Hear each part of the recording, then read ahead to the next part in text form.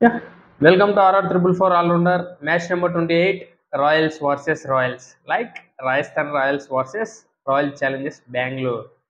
ఈ మ్యాచ్ వచ్చేసి మనకు 13th ఏప్రిల్న ఇది వచ్చేసి ఆఫ్టర్నూన్ మ్యాచ్ అనమాట. ఆఫ్టర్నూన్ 3:30కి మ్యాచ్ అనేది స్టార్ట్ అవబోతుంది సౌమాన్ సింగ్ స్టేడియంలో. ఇది వచ్చేసి RR one of the home ground అనమాట. ఓకేనా. అండ్ మనకు ఈ మ్యాచ్ విషయానికి వస్తే మాత్రం పిచ్ రిపోర్ట్ చూసుకుంటే మంచి బ్యాటింగ్ వికెటే ఉంటుంది అనమాట. అండ్ మంచి బౌన్స్ కూడా ఉంటుంది. ఇలాంటి పిచ్ లైక్ సంజు శాంసన్కి జైస్వాల్కి ఉపయోగపడుతుంది అనమాట. వాళ్ళ టీం తగ్గట్టుగానే పిచ్ అనేది క్రియేట్ చేసినట్లుగా ఉన్నారు. ఎందుకంటే మంచి బౌన్సీ పిచ్చెస్ మీదనే సంజయ్ శాంసన్ బాగా ఆడే అవకాశం ఉంటుంది అనమాట. అండ్ అబోవ్ యావరేజ్ స్కోర్ వచ్చే అవకాశమే ఉంటుంది అనమాట. ఈ స్కోరింగే ఫస్ట్ స్టార్టింగే 190 to 210 ఉందన్నమాట యావరేజ్. అంటే మామూలు యావరేజ్ వికెట్ కంటే అబోవ్ యావరేజ్ వికెట్ అంటే అలా అనమాట. ఓకేనా. అండ్ మనకు పిచ్ రిపోర్ట్కి వస్తే మాత్రం ఖచ్చితంగా అసిస్టెన్సీ అనేది పేసర్స్కే ఉంటుంది అనమాట కంపేర్ టు స్పిన్నర్స్. కాకపోతే స్క్వేర్ బౌండరీస్ పెద్దగా ఉన్నాయి కాబట్టి మధ్యలో ఎక్కడైనా స్పిన్కి అనుకూలిస్తే సిక్సెస్ కొట్టే టైంలో మిస్ హిట్స్ అయినప్పుడు క్యాచెస్ వచ్చే అవకాశం ఉంటుంది అనమాట స్పిన్నర్స్కి. అంతకు తప్ప ఇంక మిగతా ఏముండదు. అండ్ డ్యూ విషయానికి వస్తే ఖచ్చితంగా డ్యూ అయితే వస్తుంది. అండ్ ఆఫ్టర్నూన్ గేమ్ కాబట్టి ఈ డ్యూ వల్ల పెద్ద ఇబ్బంది ఏమి ఉండదు అనమాట. డ్యూ వచ్చేసరికి మ్యాచ్ కూడా కంప్లీట్ అయిపోతుంది కాబట్టి ఏమి ఇబ్బంది ఏమి ఉండదు అనమాట. అదే నైట్ మ్యాచ్ అంటే ఖచ్చితంగా డ్యూ ప్రాబ్లం అనేది ఉంటుంది అనమాట. అండ్ మనకు టాస్ అయితే చేజింగే బెటర్ అనమాట. చేజింగ్ తీసుకోవడమే బెటరు. లేకపోతే మనకు ఆఫ్టర్నూన్ గేమ్ కాబట్టి ఏదైనా బెటరే అనమాట. ఫస్ట్ బ్యాటింగ్ అయినా సెకండ్ బ్యాటింగ్ అయినా ఏదైనా బెటరే. ఎందుకంటే డ్యూ ఏం రాదు, మనలో సత్తా ఎంత ఉంటే అంతే. అదే చేజింగ్లో అయితే నెక్స్ట్ అదే సెకండ్ బ్యాటింగ్ చేసేటప్పుడు మనకు డ్యూ వస్తూ ఉంటుంది. ఆ డ్యూ వల్ల మనం గెలిచాలి అనుకుంటే మాత్రం తప్పనమాట. ఎందుకంటే ఇది ఆఫ్టర్నూన్ గేమ్ కాబట్టి డ్యూ వచ్చే అవకాశం లేదు కాబట్టి ఫస్ట్ బ్యాటింగ్ అన్నా సెకండ్ బ్యాటింగ్ అన్నా మనలో సత్తా ఉంటే మనం గెలిచొచ్చు అనమాట. అదే చేజింగే బెటర్. ఎందుకంటే కొద్దిగా స్కోర్ చూసుకొని 180 ఉంటే ఒకలా ఆడాలి, 200 ఉంటే ఒకలా ఆడాలి. నిన్న మ్యాచ్లో చూసాను 245 ఉంది కాబట్టి పవర్ ప్లేలో ఒకలా ఆడారు. అట్లా చేజింగ్ బెటర్ అంటే అట్లా అనమాట. చేజింగ్ బెటర్ అని నా ఒపీనియన్ అనమాట. ఓకేనా. అండ్ ఇప్పుడు దాకా ఈ గ్రౌండ్లో వచ్చేసి 58 T20 మ్యాచెస్ జరిగాయి. అందులో వచ్చేసి ఫస్ట్ బ్యాటింగ్ ఆడిన వాళ్ళు 21 టైమ్స్ గెలిచారనమాట. అండ్ సెకండ్ బ్యాటింగ్ ఆడిన వాళ్ళు 37 టైమ్స్ గెలిచారు. అండ్ ఈ గ్రౌండ్లో ఫస్ట్ బ్యాటింగ్ యావరేజ్ స్కోర్ వచ్చేసి 180 ఉంది. And second batting average score వచ్చేసి 160 ఉందన్నమాట.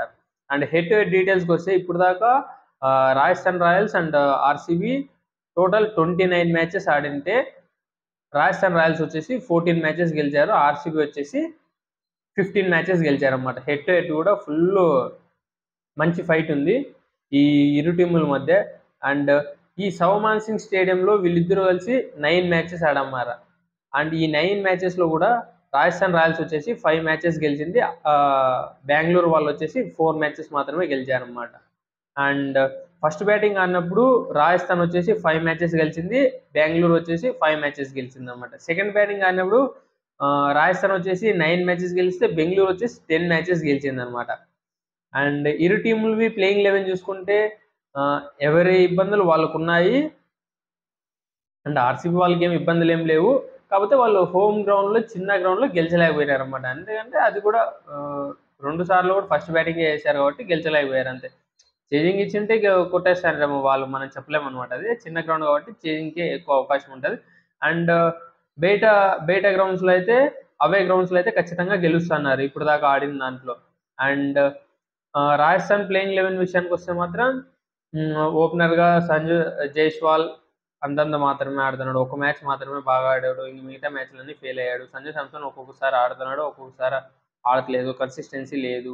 అండ్ రియాన్ పరాగ్ ఆడుతున్నాడు. తనేమి మన మ్యాచ్లో ఏమో థర్డ్ ఎంపైర్ నిర్ణయం తన వైపు రాలేదు, ఆపోజిట్ టీం వైపు వెళ్ళింది. అండ్ నితీష్ రాణాని చూసుకుంటే ఒక మ్యాచ్ చెన్నైతోనేమో బాగా ఆడాడు. ఇంకా తర్వాత అంత పర్ఫార్మెన్స్ ఏం రాలే అనమాట. అండ్ సిమ్రాన్ హెట్మేర్ నుంచి ఇంకా మంచి స్కోర్ రావాల్సి ఉంది. అయితే ఇప్పుడు దాకా అయితే ఇంకా అలాంటి స్కోర్ ఏం రాలేదు. అంటే తన ఆర్డర్ అలా ఉందేమో మనం చెప్పలేము అన్నట్టు. ధ్రువ్ జురెల్ ఫస్ట్ 2 మ్యాచ్లు ఏమో ఆడాడు, 60s ఏమో కొట్టాడు. మళ్ళీ ఆ తర్వాత మంచి స్కోర్ రాలేదు. అండ్ జోఫ్రా ఆర్చర్ ఫస్ట్ 2 మ్యాచ్లు ఫెయిల్ అయ్యాడు అనమాట. 2 మ్యాచ్‌లకి అబోవ్ 130 ఏమో కొట్టించుకున్నాడు అనుకుంటా నాకు తెలిసి. ఒక మ్యాచ్ 76 ఏమో కొట్టించాడు. ఇంకొక మ్యాచ్ ఫస్ట్ మ్యాచ్ 76 ఇచ్చాడు. అండ్ సెకండ్ మ్యాచ్ కూడా 55, 58 ఇచ్చాడు. అబోవ్ 130 ఉంది నాకు తెలిసి. అండ్ ఇంకొక ఫజలక్ ఫరూకీ మన మ్యాచ్‌లో వస్తున్నాడు, పోతున్నాడు. అండ్ ఈ మ్యాచ్‌లో తన ప్లేస్‌లో వనిందా అసరంగాని తెచ్చే ఛాన్సెస్ ఉన్నాయేమో మనం చెప్పలేము దానికి. అండ్ ఎందుకంటే ఒక్కో స్పిన్‌కి అనుకూలిస్తాది అనుకుంటే మాత్రం తెస్తారన్నమాట ఖచ్చితంగా పిచ్ రిపోర్ట్ చూసి. మనం చెప్పే పిచ్ రిపోర్ట్ వేరే ఉంటది. వాళ్ళు చెప్పే పిచ్ రిపోర్ట్ వేరే ఉంటది. మనం చెప్పే పిచ్ రిపోర్ట్ ఎలా ఉంటదంటే ముందు జరిగిన మ్యాచ్‌లో ఎలా ఉంటదో దాన్ని బట్టి మనం చెప్తామన్నమాట. వాళ్ళు చెప్పే పిచ్ రిపోర్ట్ ఎలా ఉందంటే ఇప్పుడు ప్రస్తుతం ఎలా ఉంటదో ఆ పిచ్ రిపోర్ట్‌ని బట్టి వాళ్ళు టీమ్ డిసైడ్ చేసుకుంటారన్నమాట. ఓకేనా? అండ్ సందీప్ శర్మ మంచిగానే స్లోవర్ వన్స్ ఏస్తూ వికెట్స్ తీస్తున్నాడు. ఓకే. పర్లేదు. అండ్ తుషార్ దేశ్పాండే గురించి మనకు తెలిసిందే. రన్స్‌కెళ్తాడు. కాకపోతే వికెట్లు తీస్తాడు. కొద్దిగా రన్స్ తగ్గించుకుంటే బావుంటదన్నమాట. అండ్ ప్లేయింగ్ 11 విషయానికొస్తే మాత్రం ఆహ్, ఆర్ఆర్ ప్లేయింగ్ 11 వచ్చేసి Sanju Samson and Jaiswal and Riyan Parag and Nitish Rana and Hetmyer, Dhruv Jurel and మనకు మహేష్ తీక్షణ అండ్ ఫజలక్ ఫరూకీ ఆర్ వనిందు అసరంగా ఉంటారు. సందీప్ శర్మ అండ్ తుషార్ దేశ్పాండే ఉండే అవకాశం ఉంటది. అండ్ ఇంపాక్ట్ ప్లేయర్‌గా శుభమ్ దుబే వచ్చే అవకాశం ఉంటదన్నమాట. ఓకేనా? ఇది ఆర్ఆర్ ప్లేయింగ్ 11 అన్నమాట. అండ్ మనకు ఆర్‌సీబీ ప్లేయింగ్ 11 చూసుకుంటే మాత్రం ఆహ్, వీళ్ళ ఇబ్బందులు బౌలింగ్‌లో అయితే ఇప్పటిదాకా అయితే ఏం ఇబ్బంది లేవన్నమాట. లాస్ట్ గడిచిన 5 సీజన్స్ నుంచి బౌలింగ్ చూసుకుంటే, ఈ సీజన్ బౌలింగ్ చూసుకుంటే మాత్రం లాస్ట్ 2-3 సీజన్స్ కంటే చాలా బెటర్‌గా ఉందని చెప్పొచ్చన్నమాట ఈ బౌలింగ్ లైనప్. ఎందుకంటే జాస్ హేజల్‌వుడ్ మంచి ఫామ్‌లోనే ఉన్నాడు. భువనేశ్వర్ కుమార్, ఎస్ దయాల్ వీళ్ళు ముగ్గురు మంచి ఫామ్‌లోనే ఉన్నారన్నమాట. కునాల్ పాండే తెలుసు కదా ఎట్లా ఏస్తున్నాడో బౌలింగ్. ఇసిరిసిరి కొడుతున్నాడు. తను కూడా మంచి ఫామ్‌లోనే ఉన్నాడు. అండ్ ఇప్పుడు వీళ్ళ టీమ్‌లో ప్రాబ్లమ్ వచ్చేసి లివింగ్‌స్టోన్ అండ్ పడికల్ అనే చెప్తాను. నేనైతే పడికల్ కూడా చెప్తా. ఎందుకంటే ఒక్కోసారి ఆడుతున్నాడు, ఒక్కోసారి ఆడడం లేదన్నమాట. సేమ్ రన్ రేట్‌ని పైకి తీసుకొని పోవాలనేసి త్వరగా అవుట్ అయిపోతున్నాడన్నమాట. కొద్దిగా టైం తీసుకొని ఆడితే బావుంటది. క క టైం తీసుకొని ఆడాలి. కాకపోతే అవుట్ అయ్యేలోపు దాన్ని కవర్ చేయాలన్నమాట. అట్లా ఆడితే బావుంటది. ఇంక మిగతాదంతా వాళ్ళకి ఇంకేం ప్రాబ్లమ్స్ లేవన్నమాట.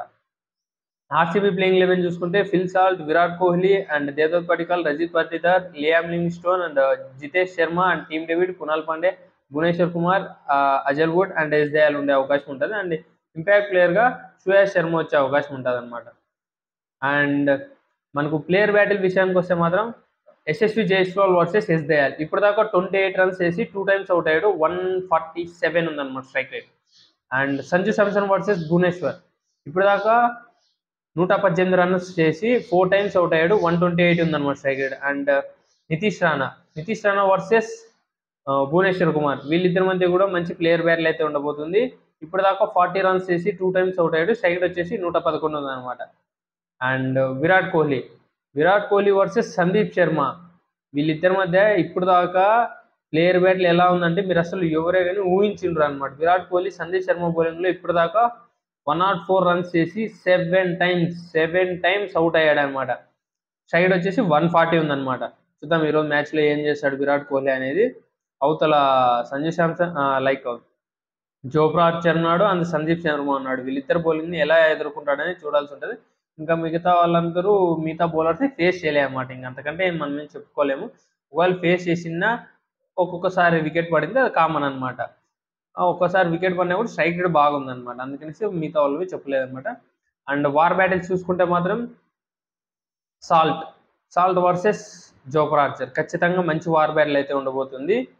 అండ్ విరాట్ కోహ్లీ వర్సెస్ సందీప్ శర్మ కూడా మంచి వార్ బ్యాటిల్ అయితే ఉండబోతుంది అన్నమాట. పవర్ ప్లేలో 2 ఓవర్స్ వేస్తే ఖచ్చితంగా తుషార్ దేశ్పాండే కంటే తినేస్తేనే బాగుంటుంది అనమాట. మంచి వార్ బ్యాటిల్ అయితే మనం చూడొచ్చు. అండ్ సంజు శాంసన్ వర్సెస్ భువనేశ్వర్ కూడా మంచి వార్ బ్యాటిల్ అయితే ఉండబోతుంది. వీళ్ళిద్దరి మధ్య కూడా మంచి వార్ బ్యాటిల్ అయితే ఉండబోతుంది. చూద్దాం ఈరోజు ఎలా ఆడతాడనేసి. అది కూడా మంచి సంజు శాంసన్కి సెట్ అయ్యే పిచ్చే ఇచ్చారు కాబట్టి సరిపోతుంది. చూద్దాం ఎలా ఆడతాడనేది ఈరోజు కూడా. అండ్ ఫైనల్ విన్నింగ్ ప్రిడిక్షన్కి వచ్చేసరికి ఆర్సీబీ అయితే ఫేవరెట్స్గానే ఉంది. 3 మ్యాచెస్ గెలిచారు, 2 మ్యాచెస్ మాత్రమే ఓడారు. అండ్ ఆర్ఆర్ వాళ్ళు కూడా అంతే 2 మ్యాచెస్ మాత్రమే గెలిచారు, మిగతా ఓడిపోయారు. అండ్ రెడ్ హాట్ ఫామ్లో అయితే ఆర్సీబీ వాళ్ళే ఉన్నారు. స్లైట్ ఎడ్జ్ అని చెప్పొచ్చు మనము ఆర్సీబీకి. ఆర్సీబీ వచ్చేసి 70% గెలిచే ఛాన్సెస్ ఉన్నాయి. రాజస్థాన్ రాయల్స్ వచ్చేసి 35% మాత్రమే అని చెప్పొచ్చు. లేకపోతే వాళ్ళ 70 వీళ్ళ 30 అని చెప్పొచ్చు అనమాట. ఆర్సీబీ వచ్చేసి 70%, ఆర్ఆర్ వచ్చేసి 30%. ఓకేనా, ఇది నా ప్రిడిక్షన్ మాత్రమే. మీరు ఈ ప్రిడిక్షన్ని తప్పుగా ఏం యూస్ చేసుకోకండి. ఓకేనా, అండ్ ఇప్పటిదాకా మీరు ఈ వీడియో చూసింటే మాత్రం మీకు నచ్చిందనే అనుకుంటున్నాను. మీకు నచ్చింటే మాత్రం లైక్ చేయండి అండ్ సబ్స్క్రైబ్ చేసి పెట్టుకోండి అండ్ బెల్ ఐకాన్ ఆన్ చేసి పెట్టుకోండి. నేను వీడియో పెట్టగానే మీకు నోటిఫికేషన్ అనేది వస్తుంది. ఓకేనా, అండ్ మీ ఫ్రెండ్స్లో ఎవరైనా క్రికెట్ లవర్స్ ఉన్నా కూడా ఈ వీడియోని షేర్ చేయండి, మీ ఫ్రెండ్స్కి కూడా హెల్ప్ అవుతుంది. Thank you guys.